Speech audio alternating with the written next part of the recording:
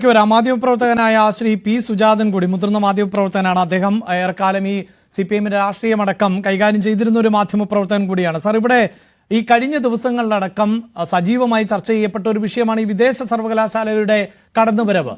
അന്ന് CPM അതിനെ എതിർത്തിരുന്നത്, അതിന്റെ പേരിൽ കേരളത്തിൽ കണ്ടിട്ടുള്ള സമരം, അതിൽ തന്നെ ജീവിക്കുന്ന ഒരു രക്തസാക്ഷി, അദ്ദേഹം മരണപ്പെട്ടിട്ട് അധിക നാളായില്ല.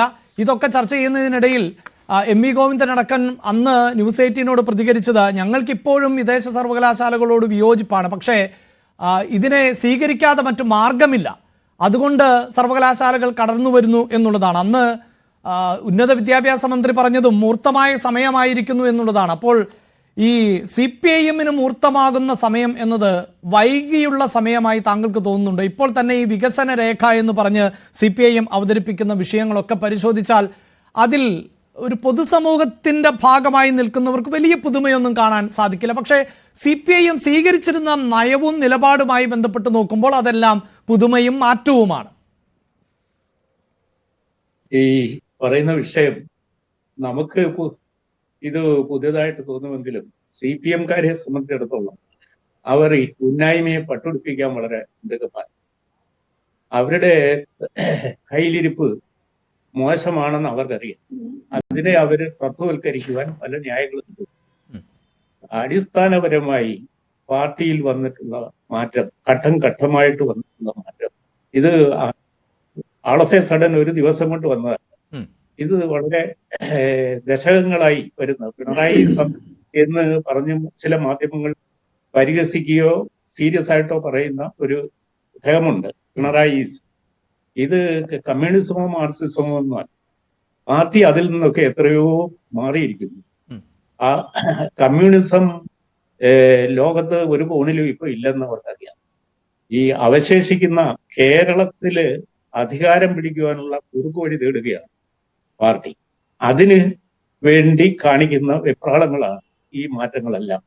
ഇപ്പോ സ്വകാര്യ സ്വത്ത് ഉടമാവകാശം, വ്യവസായ സംരംഭം, സ്വകാര്യ നിക്ഷേപമാകാം എന്നിങ്ങനെയൊക്കെ പല നയവ്യതിയാനങ്ങളും നമ്മൾ അവരുടെ പുതിയ കേരളം അതിനുവേണ്ടി ആവിഷ്കരിച്ചിരിക്കും.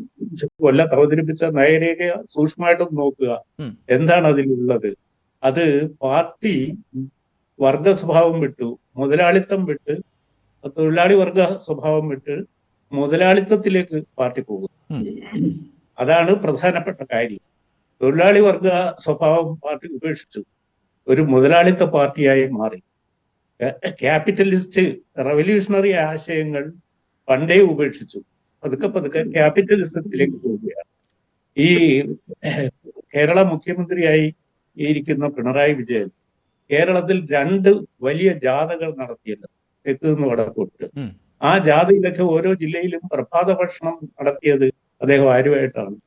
കേരളത്തിലെ ക്യാപിറ്റലിസ്റ്റുകളുമായിട്ട്, നവമുതലാളിമാരുമായിട്ട് ചങ്ങാത്തം കൂടുന്ന ഒരു ക്രോണി ക്യാപിറ്റലിസ്റ്റ് സ്വഭാവം പാർട്ടി കൈവരിക്കാൻ തുടങ്ങിയിട്ട് 1-2 വർഷങ്ങളല്ല, പല വർഷങ്ങളാണ്. അപ്പൊ അതാണ് ഇന്നത്തെ പാർട്ടിയെ നയിക്കുന്നത്. ഇതൊരു ക്യാപിറ്റലിസ്റ്റ് പ്രസ്ഥാനത്തിന്റെ എല്ലാ സ്വഭാവവും, അത് നല്ലതോ ചീത്തയോ എന്നത് സമൂഹം തീരുമാനിക്കട്ടെ. കേരളത്തിൽ അധികാരത്തിൽ തുടരാനുള്ള കുറുക്കുവഴി എന്താണെന്നാണ് ഇപ്പോൾ പാർട്ടി ആലോചിക്കുന്നത്. ഈ കൊല്ലത്ത് അവതരിപ്പിച്ച ഇപ്പൊ പ്രകാശ് കാരാട്ടിന്റെ പ്രസംഗത്തിലായാലും, പിണറായി വിജയൻ അവതരിപ്പിച്ച വികസന രേഖയിലായാലും, മറ്റു നേതാക്കളുടെ ഗോവിന്ദന്റെ പത്രസമ്മേളനങ്ങളിലും പ്രസംഗങ്ങളിലും കണ്ടതിലായാലും, പാർട്ടിക്ക് ഒരു അന്താരാഷ്ട്ര നയമുണ്ട്, ഒരു ദേശീയ നയമുണ്ട്. കോൺഗ്രസിനോടുള്ള സമീപനം എന്താണ് പാർട്ടി? അവർ ഹിന്ദുത്വ ആശയങ്ങളിലേക്ക് പോവുകയാണ്. അവര് ക്ലാസ് സിദ്ധാന്തം, വർഗ സിദ്ധാന്തം എടുത്ത് കളഞ്ഞിട്ട് വർഗീയ സിദ്ധാന്തത്തിലേക്ക് പോവുകയാണ്. പാർട്ടിക്ക് ഹിന്ദു വോട്ട് നഷ്ടപ്പെടുന്നു എന്ന ഭീതി അവർക്കുണ്ട്. കേരളത്തിലെങ്കിലും അധികാരം നിലനിർത്തണമെങ്കിൽ കൂടുതൽ ഹിന്ദുത്വവൽക്കരിക്കണം പാർട്ടി. അമ്പലങ്ങളിലേക്ക് ഭരണം, അമ്പലങ്ങൾ ധന സമ്പാദന കേന്ദ്രങ്ങൾ കൂടിയാണ്, സഹകരണ സ്ഥാപനങ്ങൾ പോലെ ഒരു ധനസ്രോതസ്സാണ് എന്നതിലുപരി വിശ്വാസികൾ വന്നു ചേരുന്ന ഒരു ഇടം കൂടിയാണ്. അതെല്ലാം വോട്ട് ബാങ്കാണ്. അപ്പോൾ അവിടെ അധികാരം പിടിക്കണം. പാർട്ടി നേതാക്കൾ പോലും കുംഭമേളയിൽ പങ്കെടുത്താൽ പാർട്ടിക്ക് ഇപ്പോ പരാതിയൊന്നും ഇല്ല. അവിടെയാണ് സാർ ഇവിടെ ഉണ്ടാകുന്ന ഒരു സംശയം. അത് താങ്കൾ ഈ സൂചിപ്പിക്കുന്ന പോലെ അധികാരത്തിന് വേണ്ടി മാത്രമുള്ള ഒന്നാണോ? അതായത് കാലം മാറിക്കൊണ്ടിരിക്കുന്ന ഒരു പശ്ചാത്തലമുണ്ടല്ലോ. അല്പസമയം മുമ്പ് ശ്രീ എ സജീവൻ ചൂണ്ടിക്കാണിച്ച ഒന്നാണ്, നമ്മൾ ആവർത്തിച്ച് പറയുന്നതാണ്, അത് ഇനിയും നിലനിൽക്കുന്ന ഒരു കാലഘട്ടമല്ല എങ്കിൽ പോലും ഈ പറഞ്ഞതുപോലെ കമ്പ്യൂട്ടറിനെതിരെ പോലും ഇടതുപക്ഷം നടത്തിയിട്ടുള്ള സമരമുണ്ട്. പക്ഷേ ഇന്ന് പാർട്ടി ഓഫീസുകൾ പ്രവർത്തിക്കുന്നതും ഒരുപക്ഷെ ഈ സമ്മേളനം നിയന്ത്രിക്കുന്നത് പോലും അങ്ങനെ ഡിജിറ്റൽ സംവിധാനത്തിലൂടെയും കമ്പ്യൂട്ടറുകളിലൂടെയും ഒക്കെയാണ് എന്നതാണ് വസ്തുത. അപ്പോൾ അത് ഈ ടെക്നോളജിക്കൽ പ്രോഗ്രസിനെ പറ്റി പാർട്ടിക്ക് വേണ്ടത്ര ധാരണയോ കാഴ്ചപ്പാടോ ഇല്ലാത്തതുകൊണ്ട് സംഭവിക്കുന്നതാണ് എല്ലാ കാലത്തും.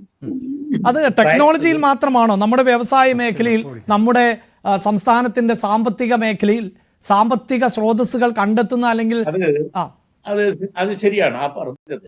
ഈ സാമ്പത്തിക മേഖലയിലുള്ള പ്രശ്നം പാർട്ടി നയം മാറിയപ്പോൾ അത് അവർ തിരുത്തുകയാണ്. കാരണം നിക്ഷേപത്തെ എതിർക്കുക, സ്വകാര്യ സ്വത്തുടമാവകാശം മുച്ചൂടും എതിർക്കുക, കണ്ണടച്ചെതിർക്കുക. അപ്പോ എല്ലാം പൊതുമേഖലയിലാകണം. അത് കമ്മ്യൂണിസ്റ്റ് നിലപാടാണ്. നേരത്തെയൊക്കെ EMSന്റെയും AKGയുടെയും കാലത്ത് ഈ പൊതുമേഖലാ സ്ഥാപനങ്ങൾക്ക് വേണ്ടിയായിരുന്നു പബ്ലിക് സെക്ടർ അണ്ടർടേക്കിംഗ് എല്ലാം അവതാളത്തിലാകുകയും അതിലൊക്കെ ബ്യൂറോക്രസിയുടെ അമിതമായ കടന്നുകയറ്റം, പാർട്ടി ട്രേഡ് യൂണിയനിസവും വന്നതെല്ലാം തകർന്ന് തരിപ്പണമായി. അപ്പൊ പിന്നെ സ്വകാര്യ സ്വത്തിനെ നിഷേധിച്ചിട്ട് കാര്യമില്ല എന്ന് പാർട്ടിക്ക് മനസ്സിലായി. കാരണം ജനങ്ങൾക്ക് ആവശ്യമുണ്ട് എന്നൊരു തത്വം പറഞ്ഞിട്ട് അവരിപ്പോ അതിന്റെ പ്രണേതാക്കളായി മാറുകയാണ്. പാർട്ടി നേതാക്കൾ തന്നെ പാർട്ടി മുതലാളിമാരാണ്. നേതാക്കളെന്നല്ല ഇനി എവരെയൊക്കെ വിളിക്കേണ്ടത്, പാർട്ടിയുടെ മുതലാളിമാരാണ്. പാർട്ടി മുതലാളിമാർക്ക് നിക്ഷേപമുണ്ട്, അവർക്ക് വ്യവസായ സംരംഭങ്ങളുണ്ട്, അവരുടെ മക്കളൊക്കെ വൻ വ്യവസായികളുടെ സ്ഥാപനങ്ങളിലെ പ്രധാനപ്പെട്ട ഉദ്യോഗസ്ഥന്മാരാണ്. അങ്ങനെ പാർട്ടി കുടുംബങ്ങളിൽ ഒന്നോ രണ്ടോ അംഗങ്ങൾക്ക് വ്യവസായ സംരംഭങ്ങളുണ്ട്. പാർട്ടി നേതാക്കൾ, സ്റ്റേറ്റ് കമ്മിറ്റി, സെൻട്രൽ കമ്മിറ്റി അംഗങ്ങൾക്കൊക്കെ സംരംഭങ്ങളുണ്ട്. സ്വകാര്യ സംരംഭത്തിന്റെ ഉദ്ദേശം എന്താണ്? ലാഭം ഉണ്ടാക്കുകയാണ്. അത് അമേരിക്കനിസമാണ്, ക്യാപിറ്റലിസമാണ്. അപ്പൊ പാർട്ടി ഞാൻ അത്തരം വിഷയങ്ങളിലേക്ക്, കാരണം ഈ സംഘടനാ റിപ്പോർട്ടിൽ ഇതുമായി ബന്ധപ്പെട്ട് പരാമർശങ്ങളുണ്ട്. അതിൽ തന്നെ ഈ കണക്കിൽപ്പെടാത്ത പണത്തെക്കുറിച്ചൊക്കെ പറയുന്നുണ്ട്. ശ്രീ സുജാത, ഞാൻ വളരെ പെട്ടെന്ന് തിരികെ എത്താം.